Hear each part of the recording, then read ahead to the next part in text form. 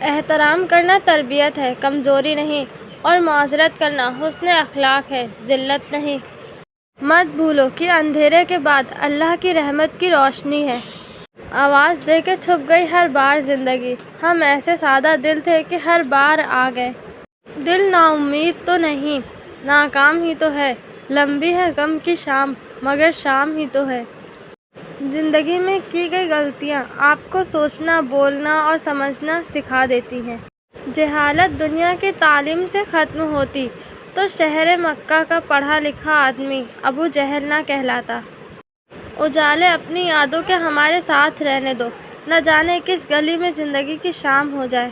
رشتے اور موسم دونوں ایک جیسے ہوتے، کبھی حد سے زیادہ اچھے اور کبھی برداشت سے باہر۔ فرق بس اتنا ہے کہ موسم جسم کو تکلیف دیتے ہیں اور رشتے روح کو۔ اقبال لکھتے ہیں کہ ٹھکانہ قبر ہے، کچھ تو عبادت کر اقبال۔ روایت ہے کہ خالی ہاتھ کسی کے گھر جایا نہیں کرتے۔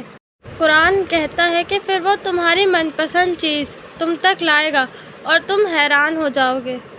حضرت علی رضی اللہ تعالیٰ عنہ نے فرمایا، زندگی میں آگے بڑھنا ہے تو بہرے ہو جاؤ، کیونکہ بعض لوگوں کی باتیں مایوسی میں اضافہ کر دیتی ہیں۔ ہر انسان کو وہی ملتا ہے جو اس کے نصیب میں لکھا ہوتا ہے، لیکن جو لوگ دعائیں لیتے ہیں اللہ پاک ان کو وہ نعمتیں اور رحمتیں بھی عطا کرتے ہیں جو نصیب میں نہ لکھی ہو۔ بے شک میرا اللہ ہر چیز پر قادر ہے۔ تربیت اچھی ہو تو انسان کا ضمیر خود اس کے کردار کی حفاظت کرتا ہے۔ ایسے شخص کو کبھی صفائی نہ دیں جو وجہ اور تفصیل پوچھے بغیر آپ کی تذلیل شروع کر دے۔ ایسے لوگ مستقل خاموش کے حقدار ہوتے ہیں۔ ایک پتھر کی بھی تقدیر سنور سکتی ہے، شرط یہ ہے کہ سلیقے سے تراشا جائے۔ مطلب نہ ہو تو لوگ بولنا تو دور دیکھنا بھی چھوڑ دیتے ہیں، اور مکڑی کے جالے سے بھی کمزور ہے یہ دنیا کے سہارے۔ ہنس کر گزار دیتا ہوں دن اپنا، خود سے میں شام کے بعد ملتا ہوں۔ ہم بھی پھولوں کی طرح اکثر تنہا رہتے ہیں، کبھی خود سے ٹوٹ جاتے ہیں، کبھی کوئی توڑ جاتا ہے۔ حضرت علی رضی اللہ تعالیٰ عنہ نے فرمایا، زبان سے نکلے ہوئے الفاظ جسم کو نہیں بلکہ روح کو زخمی کرتے ہیں۔ اختلاف کا حل ڈھونڈا جا سکتا ہے، لیکن حسد، بغض، منافقت اور احساس فراموشی کا نہیں۔ حضرت علی رضی اللہ تعالیٰ عنہ فرماتے ہیں، تمہارا بہترین دوست وہ ہے کہ جب تم غریب ہو جاؤ تو تب بھی تم سے محبت میں کمی نہ کرے۔ کہنے لگا اپنی خواہشات کا ذکر کرو، تھک ہوئے وجود نے کہا بس خانہ کعبہ۔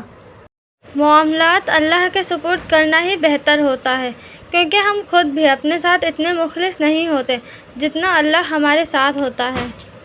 جن کے آنے سے روشن ہوئے دو جہاں، ان کے قدموں کی برکت پر لاکھوں سلام۔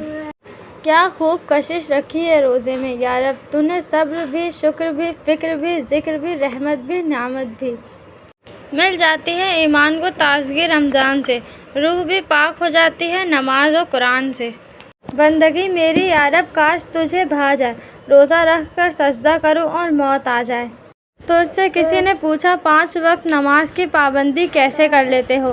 میں نے جواب دیا، مجھے یقین ہے کوئی بھی مجھے روزانہ 5 مرتبہ ہر قسم کی حالت میں ملنا پسند نہیں کرے گا، خوشی میں، غم میں، کمزوری میں، طاقت میں اور ٹوٹے ہوئے حال میں، سوائے اللہ عز و جل کے جو مجھے ہر حال میں اپنے در پہ بلاتا ہے۔ رمضان المبارک کی دعائیں مقدر سے جیت جانے کا ہنر رکھتی ہے۔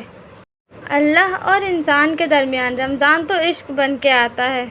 فرشتے کہہ رہے ہیں پروردگار سے، سورج شکست کھا گیا ہے روزہ دار سے۔ سنا ہے کعبہ پر پہلی نظر پڑتے ہی جو دعا مانگی جائے وہ قبول ہوتی ہے۔ اے اللہ ہمیں بھی وہ لمحہ نصیب کر دے۔ اپنے رب کو راضی کر لو اسی رمضان میں، زندگی محتاج نہیں ہوتی اگلے رمضان کی۔ بات کوئی نہیں مانتا، بات کا برا البتہ سب مان جاتے ہیں۔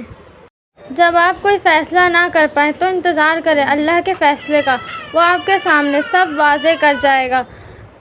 اگر ہے کھولتا جائے گا، مگر اس سارے عرصے میں آپ کو خاموش رہنا ہے، کوئی بوال نہیں کرنا، یہی صبر ہے، خاموشی بھی تو صبر ہے۔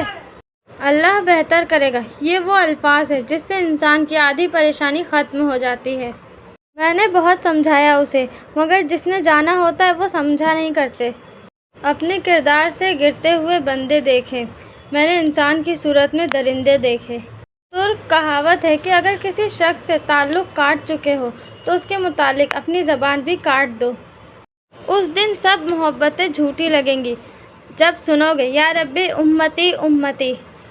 باتوں کو بھلانے کی عادت ڈال لیجیے۔ ہر بات کو یاد رکھنا اپنے دماغ کا سکون خراب کرنا ہے اور اسے کباڑ خانہ بنانا ہوتا ہے اور انسان چلتے پھرتے لاش بن جاتا ہے۔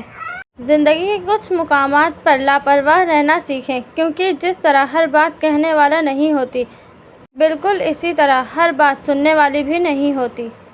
حشر کے دن تو تمہارا جسم بھی تمہارے خلاف بولے گا، پھر یہ وفاداری کس میں ڈھونڈ رہے ہو؟ میں نے دیکھا ہے، میں نے محسوس کیا ہے، تہجد میں اگر ہم اللہ سے چاند مانگیں تو وہ پورا آسمان ہماری جھولی میں ڈال دیتا ہے۔ مجھے کسی سے کچھ نہیں چاہیے، بس اللہ سے ایک کن چاہیے میری تمام دعاؤں کے لیے۔